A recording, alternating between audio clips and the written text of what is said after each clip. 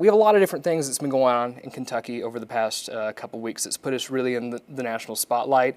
We had the veepstakes going on with our governor. You've seen his particular takes on what that entire process was like for him. What was it from your perspective in terms of how much exposure Kentucky was getting on the national stage, and how do you think that has been cemented in people's minds from here? From our standpoint, as from a legislative standpoint, it was really quite inconsequential. Clearly, that was Democratic politics that was running or controlling that. It really doesn't impact us as far as what we do. I mean, we have spent the last 5 years making good policy, and quite frankly, the governor spent that same 5 years opposing a lot of that policy. So we were going to continue to do that whether he was selected or not, and it's really what we concentrate on. And that sort of leads into my next question. From that 2 weeks, I guess, in the limelight, you could call it, has it in any way affected the relationship moving forward between the executive branch and the General Assembly? Oh, I don't think so. I think that I don't anticipate. Certainly, we welcome the opportunity to have a better and improved working relationship with this administration, but I don't necessarily anticipate that after 5 years. I think that we've kind of seen what we're going to get, and I anticipate that will change, and certainly be pleasantly surprised if it does, but I don't anticipate that will change. If it were to change, what would you like to see? What should that relationship look like to your perspective with the Democrat executive branch that more or less doesn't have much power over the General Assembly when it comes to directing policy or executing a veto power? Right. Well, obviously, I would love to have input from them on legislation. That doesn't necessarily mean that we're going to agree on policy all the time, but there are many policies that we do agree on. So it'd be great to have input from them. It would be great when we do something that impacts juvenile justice, for example. It would be great to have that type of back and forth relationship with an administration that would give us input as we go. It would be, quite frankly, it'd be great if we had an administration that would implement the policies that we passed. I mean, this year alone, we've got, I think it's 24 bills that have not been implemented because the administration simply refuses to implement them. So that's frustrating. So, clearly, it'd be great to have a better working relationship on that level. Again, major policy aside, we know that we're going to have, again, disagreements on major policies. That's perfectly normal. But there's a lot of things that I think we could work better with if we had the opportunity. Tell me a bit more about those pieces of legislation where the funding issue is at odds, I guess you could say. What's the solution moving forward to make sure that those individual pieces of policy are still implemented? Well, the solution going forward is to have the administration follow the law. And quite frankly, the funding excuse has been debunked, and it's just not true. There are lots of things in the budget we don't line item that are implemented every single day. They have the ability, they have the authority, and they have the funding to implement those programs today. Some of these are programs that he signed into law. Some of these are programs that we know will save money, and at the very least will deliver better services to the people that we serve. The fact of the matter is, go through the budget. I encourage anyone to go through the budget, and you'll see that there are lots of things, lots of programs that we don't line item. In fact, the vast majority of those things, if you look at just about every section of the budget, it will say included in the above appropriation to reference all of the things that the cabinets have the ability to leverage.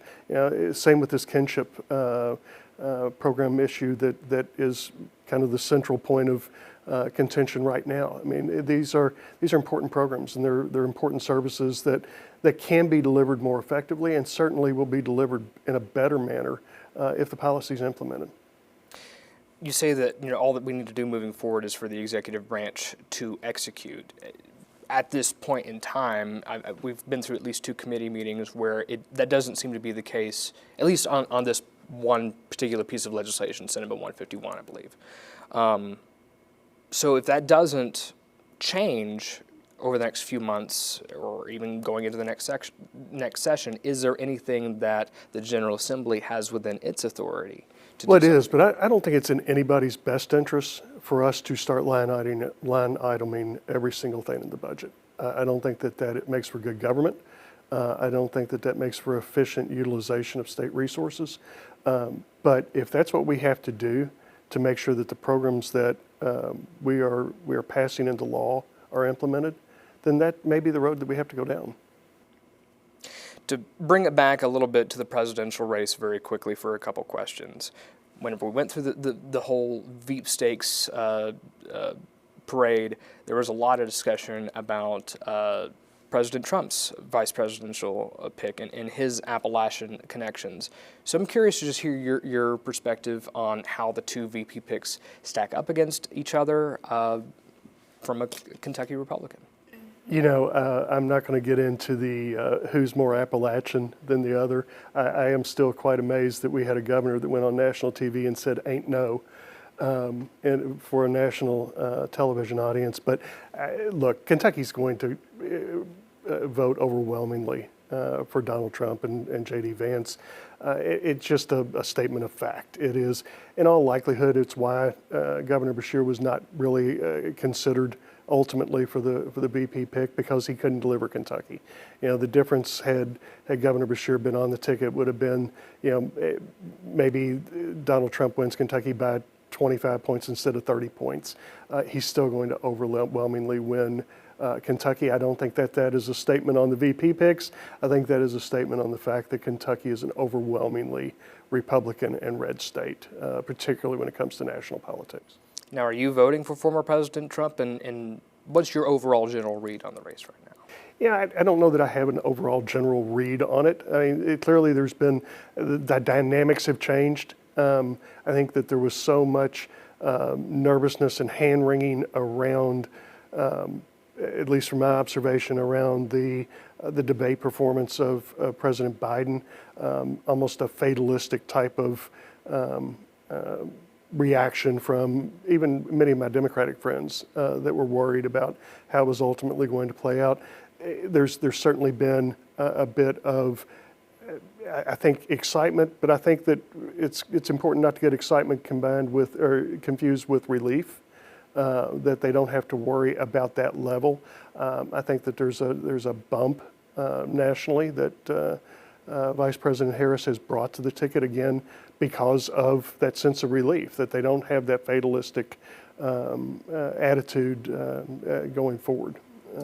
If you were to advise President Trump, what would be the issues that his campaign should be focusing on? You know, as always, certainly I don't think that President Trump is going to listen to me for advice, nor is any national politician for that matter. But you know, I think that as I try to do every single day is to take the rhetoric down, and I say that on both sides of the issue. Stick to the issues that people want to talk about.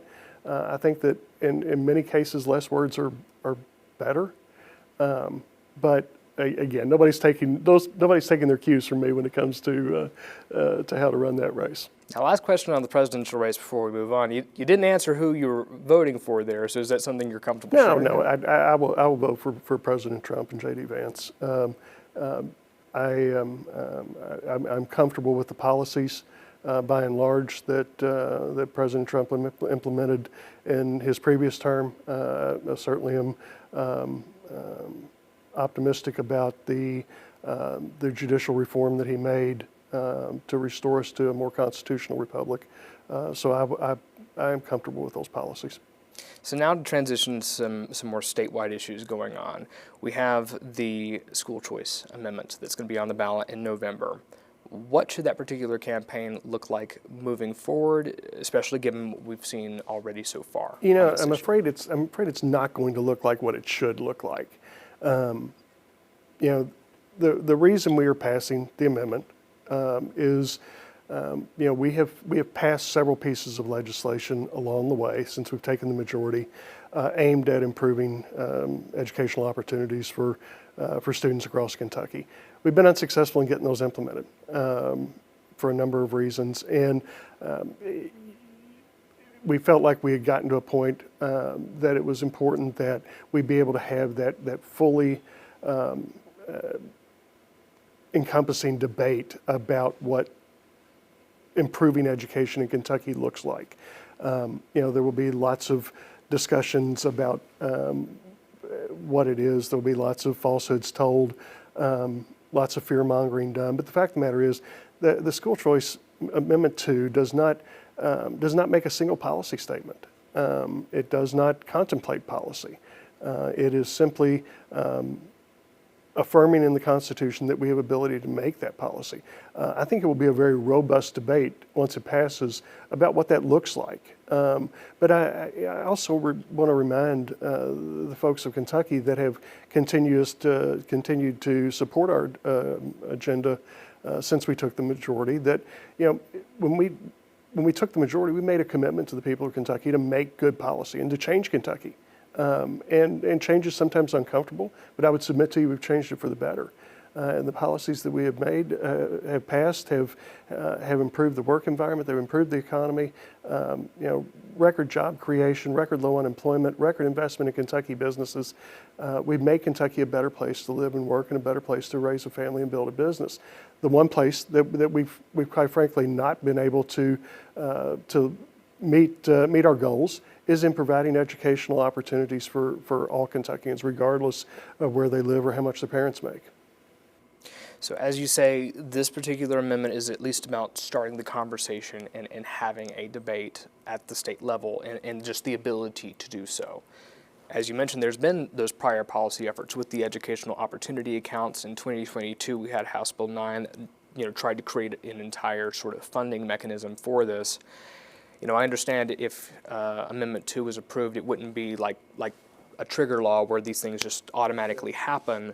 So what does that debate sort of look like around these existing policies with the Constitution changed if it goes on to be approved? Sure.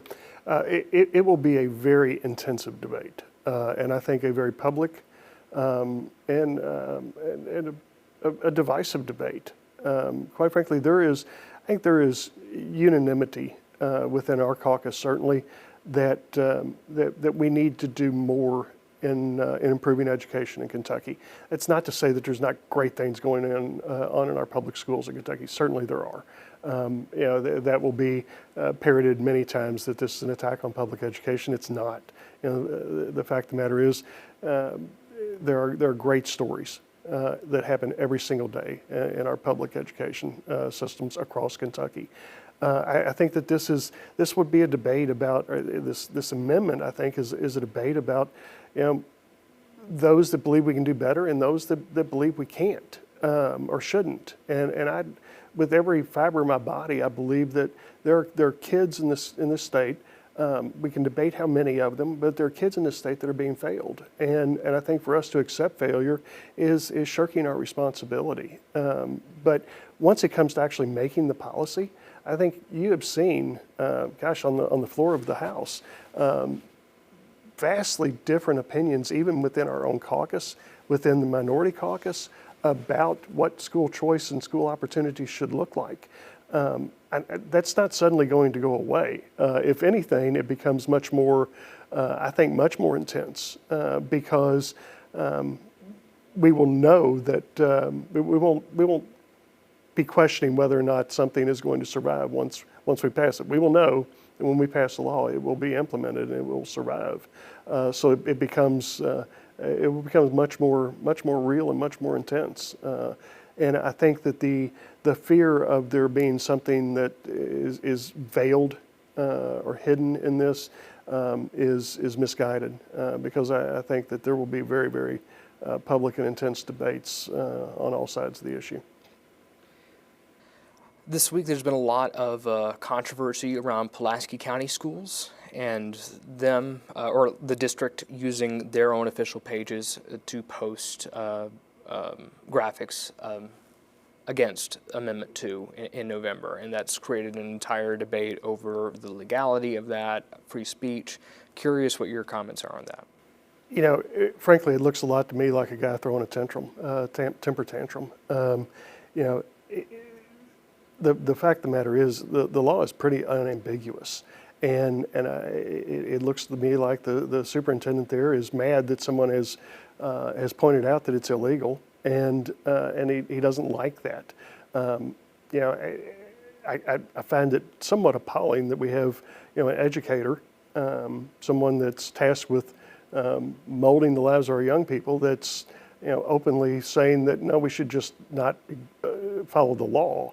The law is pretty clear that you can't use those resources to campaign for or against a question, public question. So, you know, I think that I trust that he will follow the law as it is written, as I expect that everybody in this debate will ultimately follow the law on it. So I want to talk about another piece of policy that got a lot of attention during the session. That was House Bill 5. So now that it has taken effect, it may still be a little bit of time before we see the intended impact and results from it. I'm curious to you, what will be the metrics to indicate that this has been a successful implementation and that you're seeing what you wanted to achieve with House Bill 5? Well, you're right. It is going to take some time to figure that out and to watch it progress. You know, at the end of the day, it was intensely debated piece of public policy, one that went through multiple iterations, one that saw multiple compromises that were made on all sides of the issue, but with every single one of them intended to make Kentucky safer, to address violent crime in Kentucky, to get repeat offenders off the streets, to truly address those most heinous crimes. And I think by and large, obviously anecdotal evidence at this point. We were in NCSL in Louisville last week, meeting with the mayor's office, meeting with some law enforcement officials. So far, the reviews are really good about the ability to utilize these tools to truly attack violent crime at its core. And it will be some time. These things don't exist in a vacuum. So even when time goes by and we have the statistics in front of us, it's going to be difficult. But I truly believe that we're going to see a safer Kentucky for all communities. This is not just a big city problem. You know, we're already hearing from rural communities about their ability to address certain problems that are going on in their communities. So I think it's good public policy, and Kentucky will be safer because of it. So I want to run by you a real-life example that at least Lexington experienced this week with violent crime. There was a Mexican restaurant in downtown Lexington called El Cid. It was shot up. We had one individual die. I believe there was 5 people injured in that, and I don't believe that the shooters have been caught yet.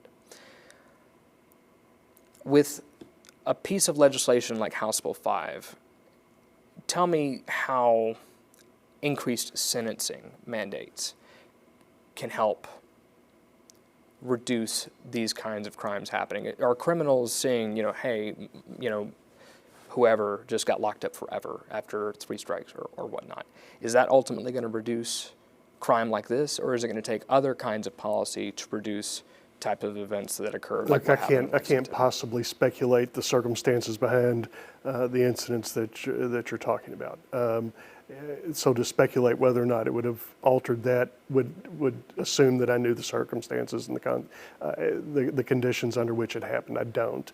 But I do think that the keeping repeat offenders in jail, with having truth in sentencing, where felons that are convicted serve the time that they're intended to serve, keeping violent felons off the streets will make communities safer. I can't possibly speculate whether it would have changed the outcome in that situation in Lexington, and I wouldn't even attempt to. So last uncomfortable topic I want to touch on while we're here together.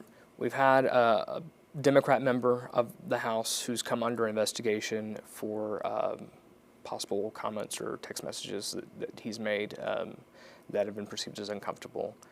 I'm curious what your comments are on that issue. I won't comment much because it's an ongoing situation. It has been turned over to the Ethics Commission by actually the Democratic minority leadership submitted a complaint or made a complaint and asked for an investigation from the Ethics Commission. So I won't comment any more than that, other than the fact that we are committed to making sure that this is a safe workplace and a safe environment for everybody to work, and take every situation seriously, and we'll make sure that that it is addressed in an expedient manner. So that was the last of at least the uncomfortable questions I have.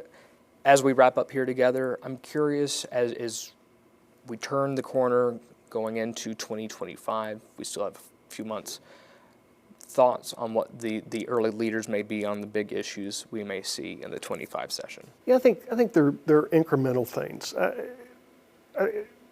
By and large, I think once we have gotten more stable in our majority after the first 2 or 3 years, you have seen us return the short session to kind of its intended use, or the way it was originally conceived, which was to be a session where we didn't necessarily take up major new breaking ground policies, that we either made tweaks to legislation that we passed previously. We were able to put the finishing touches on things that have been debated for years, but not a lot of breaking new ground. I do think that there's some incremental things that we can look at this year. I think that we have an interim working group that is working on artificial intelligence. Certainly, I don't expect that they are going to come up with any solutions, long-term solutions, or sweeping resolutions on the AI dilemma that we face. But I do think that there will be some initial things that we can start laying the groundwork on with some preliminary legislation, some incremental legislation. I think quite possibly the same thing on the housing task force. I think that I've already seen some really good work coming out of that task force led by Susan Witten on our side, trying to identify those programs that most efficiently and effectively deliver affordable housing in certain communities. So I think there's a possibility you'll see some legislation come out on that. But my story, and I'm sticking to it as long as I can, is that we will not be opening the budget. This is not a budget session. So there will always be things that pop up that will require pretty urgent attention between now and then, and we will certainly address those.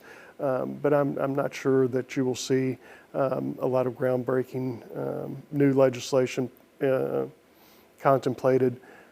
That being said, obviously, if Amendment 2 passes, there will be considerable debate and discussion about where we go on the school opportunities front. All right. Representative Osborne, thank you so much for your You're time more than today. welcome.